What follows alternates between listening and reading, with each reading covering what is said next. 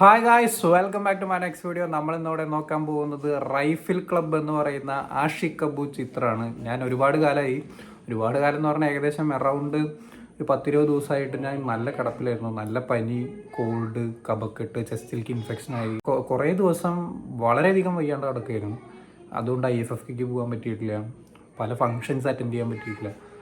അപ്പോൾ എന്തായാലും ഒരുപാട് കാലത്തിന് ശേഷം ഒരു വീഡിയോ ചെയ്യാൻ ഒരു അവസരം ഇപ്പോഴാണ്. റൈഫിൾ ക്ലബ്ബ് ഇറങ്ങിയപ്പോൾ എന്തായാലും കാണണമെന്ന് വിചാരിച്ചിട്ടുണ്ടായിരുന്ന ഒരു സിനിമ തന്നെയാണ്. എസ്പെഷ്യലി നാളെ മാർക്കോയാണ്. ഞാൻ ഇനി ചത്താലും വേണ്ടില്ല, മാർക്കോ ഞാൻ പോയി കാണും എന്ന് വിചാരിച്ചിരുന്ന പടം തന്നെയാണ്.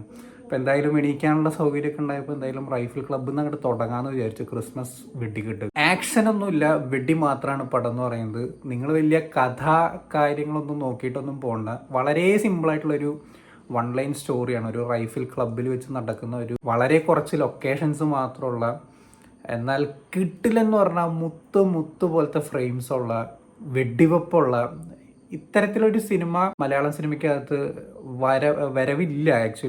നമ്മൾ ഇതിനു മുമ്പ് 2012-13 കണ്ട് ഇറങ്ങിയിട്ട് ഡബിൾ ബാരൽ എന്ന് പറയുന്ന ഒരു സിനിമയുണ്ട്. ആ ഒരു സിനിമ പല ആൾക്കാർക്കും ദഹിക്കാതെ പോയിട്ടുള്ള ഒരു സാധനമാണ്. കാരണം അതിൽ പറയുന്ന കാര്യങ്ങളാണെങ്കിലും അതിൽ എന്താ പറയുക, ഇംപ്ലിമെൻ്റ് ചെയ്തിട്ടുള്ള കോമഡീസ് കാര്യങ്ങളൊക്കെ പലർക്കും അങ്ങോട്ട് വർക്കൗട്ട് ആയില്ല. ആര്യയുടെ വരവാണെന്നുണ്ടെങ്കിലും പൃഥ്വിരാജിൻ്റെ ആണെങ്കിലും ആ ഒരു ടൈപ്പ് മേക്കിംഗ് മലയാള സിനിമ കണ്ട് പരിചയമില്ല. ഒക്കെ പ്രകൃതി പടങ്ങൾ, അല്ലെങ്കിൽ ഒരു വലിയേട്ടൻ, മാടമ്പി, അല്ലെങ്കിൽ ഒരു കുടുംബ പശ്ചാത്തലത്തിൽ പറഞ്ഞു പോകുന്ന കഥകളൊക്കെയാണ് വന്നുകൊണ്ടിരുന്നിരുന്നത്. അതിന്നൊരു മാറ്റം പിടിച്ചത് ലിജോ ജോസ് പെല്ലിശ്ശേരി എന്ന് പറയുന്ന ക്രാഫ്റ്റ്മാൻ, അല്ലെങ്കിൽ ആ ഒരു കിഡിലൻ ഡയറക്ടറുടെ ആ ഒരു പോയിന്റ് ഓഫ് വ്യൂ നിന്നുകൊണ്ടാണ് മലയാളം സിനിമയുടെ മേക്കിംഗ് ഒക്കെ മാറാൻ തുടങ്ങിയിട്ടുണ്ടായിരുന്നു. അന്ന് പലർക്കും ആ ഒരു സിനിമ ദഹിക്കാതെ പോയി. പക്ഷേ പിന്നെ വന്ന ജനറേഷൻ അതൊരു കൾട്ട് ക്ലാസിക് പടം എന്നൊക്കെ പറഞ്ഞ് ഇപ്പോൾ വാഴ്ത്തപ്പെടുന്നു. സോ അതിനെ മറികടന്നുകൊണ്ട്, ആ ഒരു പോരായ്മകളൊക്കെ മറികടന്നുകൊണ്ട് വന്നിട്ടുള്ള ഒരു സിനിമയായിട്ടാണ് റൈഫിൾ ക്ലബ്ബ് എനിക്ക് തോന്നിയിട്ടുള്ളത്. ഏറ്റവും കിണ്ണം കാച്ചി പരിപാടി എന്ന് പറഞ്ഞു കഴിഞ്ഞാൽ ഇതിൽ റെക്സ് വിജയന്റെ പരിപാടികളാണ്. കാരണം സാധാരണ മിക്കവാറും ഞാൻ പെർഫോമൻസുകളെ കുറിച്ചാണ് ഞാൻ ആദ്യം എടുത്ത് പറയാറ്. ഇതിൽ പെർഫോമൻസുകളുണ്ട്, പക്ഷെ അതിലും മുകളിൽ നിൽക്കുന്നൊരു സംഭവം എന്നെ സംബന്ധിച്ച് പേഴ്സണലി എനിക്ക് തോന്നിയിട്ടുള്ള റെക്സ് വിജയനാണ്. കാരണം അദ്ദേഹം വളരെ കുറച്ച് സിനിമകളൊക്കെ മാത്രം ചെയ്യുന്ന ഒരു വ്യക്തിയാണ്. ചിലപ്പോൾ 2-3 കൊല്ലമൊക്കെ കൂടുമ്പോഴൊക്കെ ഒരു സിനിമ വന്നാലേ, അങ്ങനെയൊക്കെയാണ് അദ്ദേഹത്തിൻ്റെ ഇപ്പോഴത്തെ ഒരു പരിപാടി എന്ന് പറഞ്ഞാൽ. എനിക്ക് ഏറ്റവും പറവേലത്തെ ഒക്കെ വർക്ക്, പറവ എന്ന് പറയുന്നത് നമ്മുടെ സൗബിൻ്റെ പടം ഉണ്ടല്ലോ, അതിലൊക്കെ ഉള്ള വർക്ക്, അല്ലെങ്കിൽ ഇപ്പോൾ എടുത്തു പറയാവുന്ന ഒരുപാട് സിനിമകളുണ്ട് റെക്സ് വിജയൻ്റെ.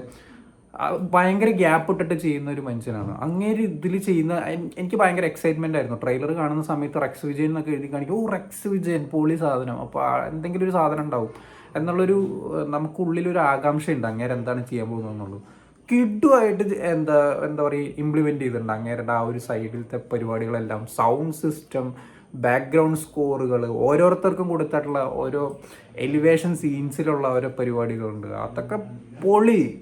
സ്ലോ മോഷൻ പരിപാടികൾ പിടിച്ചിരിക്കുന്നത് അത് വേറെ ലെവൽ സാധനം.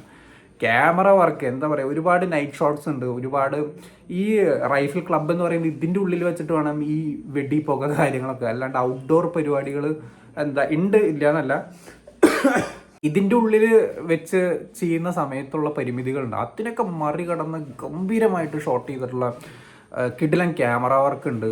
ആഷിഖ് കപൂർ മാൻ എന്താ ചെയ്തു വെച്ചിരിക്കുന്നത്. അതിന് ഏറ്റവും ഉദാഹരണം എടുത്ത് പറയേണ്ടത് എന്താണെന്ന് വെച്ച് കഴിഞ്ഞാൽ, ഒരുപാട് നാൾക്ക് ശേഷം ആഷിഖ് കപൂറിൻ്റെ പടങ്ങളിലൊക്കെയുള്ള ഇപ്പോഴത്തെ കാലഘട്ടത്തിലുള്ള ആഷിഖ് കപൂറിൻ്റെ, അതായത് ഇപ്പോൾ ഒരു 5-6 കൊല്ലമായിട്ടുള്ള ആളുടെ പടങ്ങളിൽ എന്ന് പറഞ്ഞു കഴിഞ്ഞാൽ ഈ കോമഡി കാര്യങ്ങളൊന്നും വർക്കൗട്ട് ആവാറില്ല. ഒരുപാട് ഫെമിനിസം കയറി വരുന്ന കുറേ കാര്യങ്ങൾ ഉണ്ടാവലുണ്ട്.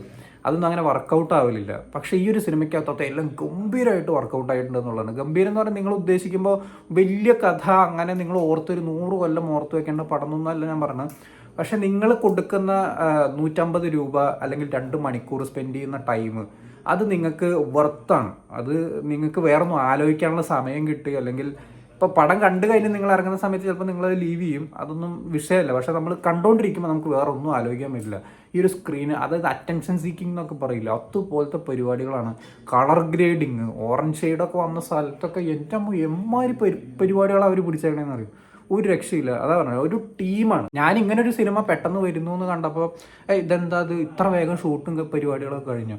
ഇങ്ങനെ അനുരാഗ് കശ്യപ് ഒക്കെ വന്നിട്ടുണ്ട്. അതുപോലെ ലേഡീസ് കഥാപാത്രങ്ങൾ, ഇപ്പോൾ ഫെമിനിസം പറയുമ്പോൾ നമ്മൾ ഈക്വാലിറ്റി എന്തായാലും പറയും. ഇപ്പോൾ ഇതിൽ ആണുങ്ങൾക്കുള്ള അതേ ഈക്വൽ പരിപാടികൾ പെണ്ണുങ്ങൾക്ക് കൊടുത്തിട്ടുണ്ട്. എസ്പെഷ്യലി ഉണ്ണിമായ, അതുപോലെ നമ്മുടെ ARMലുള്ള സുരഭി, പിന്നെ അതുപോലെ വാണി വിശ്വനാഥ്, ഇങ്ങനത്തെ കുറച്ച് ആൾക്കാരുണ്ട് നമ്മൾ എക്സ്പ്ലോർ ചെയ്യാത്ത അധികം ആൾക്കാർ. ഇവർക്കൊക്കെ ഈക്വൽ ഇമ്പോർട്ടൻസ് കൊടുത്ത് ഇവർക്കൊക്കെ വേണ്ട ഈ 2 മണിക്കൂറിനുള്ളിൽ വേണേനും. അതുപോലെ തന്നെ അനുരാഗ് കശ്യപ് ഉണ്ട് ഇപ്പുറത്ത്, ദിലീഷ് പോത്തനുണ്ട്, വിനീത് ഉണ്ട്, ഇത്രയധികം ആൾക്കാർ, എന്താ വേറെയും അതർ ആക്ടേഴ്സ് അല്ലെങ്കിൽ ആർട്ടിസ്റ്റുകൾ ഒരുപാട് ആൾക്കാർ, ചെറുതും വലുതായിട്ടുള്ള ഒരുപാട് ആൾക്കാരുണ്ട്. ഇവർക്കൊക്കെ ഈ 2 മണിക്കൂറിനുള്ള ഒരു സീക്വൻസെങ്കിലും ഇവർക്ക് മാസ് കാണിക്കാൻ അല്ലെങ്കിൽ ഇവർക്കൊരു അറ്റൻഷൻ സീക്കിംഗ് പരിപാടി പിടിക്കാനുള്ള ഒരു സീനെങ്കിലും കിട്ടിയിട്ടുണ്ട് എന്നുള്ളതാണ്. ഈ കുറഞ്ഞ ടൈമിൽ 1 മണിക്കൂർ 55 മിനിറ്റ് അല്ലെങ്കിൽ അറൗണ്ട് 2 മണിക്കൂറിന് താഴെ അത് ഒരു ഗംഭീര പരിപാടിയാണ്. കാരണം അത് അത്ര ബ്രില്യൻ്റ് ആയിട്ടുള്ള ഒരു ഡയറക്ടർക്ക് മാത്രമാണ് അത് അങ്ങനെ ഇംപ്ലിമെൻറ്റ് ചെയ്യാൻ പറ്റുള്ളൂ, ഇങ്ങനൊരു ഔട്ട്പുട്ട് ഉണ്ടാക്കിയെടുക്കാൻ സാധിക്കുള്ളൂ. ആഷിക് കപൂർ ഈസ് ബാക്ക്, അങ്ങനെ വേണം പറയാൻ. അത് നല്ല രീതിക്ക് വർക്കൗട്ടായിട്ടുണ്ട്. ക്രിസ്മസിൻ്റെ വെട്ടിക്കെട്ട് പൂരം തുടങ്ങിയിട്ടേ ഉള്ളൂ എന്ന് വേണം പറയാൻ. കാരണം ഇതൊരു എന്താ പറയുക, ഇതിപ്പോൾ വേണമെങ്കിൽ ഒരുപാട് ഡബിൾ മീനിങ് ഇതൊക്കെയുണ്ട്. പേ സർട്ടിഫിക്കറ്റിനൊന്നും ഞാൻ പറയണമെന്നില്ല, ഇതൊക്കെ എല്ലാവർക്കും കാണാൻ പറ്റുന്ന സാധനം. പക്ഷേ ഈ വയസ്സായിട്ടുള്ള ആൾക്കാർ, ഒരു എബവ് 50 വയസ്സിന് മുകളിലുള്ള ആൾക്കാരൊക്കെ വന്ന് പടം കാണുമ്പോൾ, ഒരു ഫാമിലി ആയിട്ടൊക്കെ കാണുമ്പോൾ നിങ്ങൾക്ക് ഏത് രീതിയിൽ ഇത് അക്സെപ്റ്റ് ചെയ്യപ്പെടുമെന്ന് എനിക്കറിയില്ല. പക്ഷേ യങ് ജനറേഷനെ സംബന്ധിച്ച് ഇത് വേറെ വൈബിൽ കൊണ്ടുനടക്കേണ്ട ഒരു പടമായിട്ടാണ് എനിക്ക് തോന്നിയിട്ടുള്ളത്.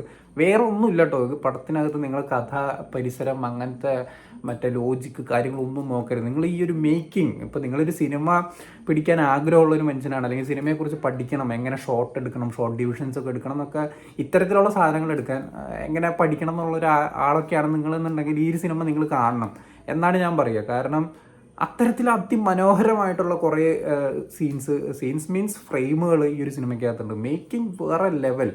നല്ലൊരു തിയേറ്റർ കിട്ടി കാണുകയാണെങ്കിൽ നിങ്ങൾ പൊളിച്ചെടുക്കാനുള്ള സാധനങ്ങൾ ഈ ഒരു സിനിമയ്ക്കകത്തുണ്ട്. കഥയെക്കുറിച്ചിട്ടൊന്നും ഞാൻ അധികം പറയാത്ത എന്താണെന്ന് വെച്ച് കഴിഞ്ഞാൽ ഇൻഡെപ്തായിട്ട് പറയാൻ മാത്രമൊന്നുമില്ല. പിന്നെ എന്തെങ്കിലും ഞാൻ പറഞ്ഞു കഴിഞ്ഞാൽ അത് സ്പോയിലർ ആവും ചെയ്യും. അതുകൊണ്ട് നിങ്ങളെ ഒന്നും കാണാതെ, ഇനിയിപ്പോൾ ഇവൻ ട്രെയിലർ പോലും കാണാതെ പോകാനേ ഞാൻ പറയുള്ളൂ. എന്തായാലും നിങ്ങൾ ഈ ഒരു സിനിമ കണ്ടിട്ടുള്ളവരാണെങ്കിൽ എന്താണ് നിങ്ങളുടെ അഭിപ്രായം എന്നുള്ളത് താഴെ കമന്റ് ബോക്സിൽ രേഖപ്പെടുത്തുക. കാണാത്തവരുണ്ടെങ്കിൽ മസ്റ്റായിട്ട്, പ്രത്യേകിച്ച് യങ് ജനറേഷൻ, അതായത് ഇപ്പോഴത്തെ ജനറേഷനിലുള്ള പിള്ളേർ സെറ്റൊക്കെ എന്തായാലും അർമാദിക്കേണ്ട ഒരു പടമാണ്.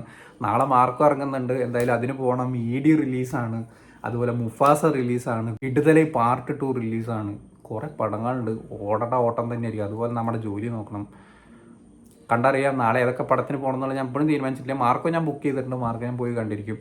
ബാക്കി ഏതൊക്കെ കാണണം എന്നുള്ളതൊക്കെ വഴി തീരുമാനിക്കുകയുള്ളൂ. എന്തായാലും ഈ ഒരു സിനിമ എന്തായാലും തിയേറ്ററിൽ പോയി എല്ലാവരും കാണാൻ ശ്രമിക്കുക. വീഡിയോ ഇഷ്ടപ്പെട്ടെന്ന് വിചാരിക്കുന്നു. ഇഷ്ടപ്പെട്ട like, share, comment, channel subscribe ചെയ്യുന്നതിന് മറക്കാതിരിക്കാം. See you in the next video guys.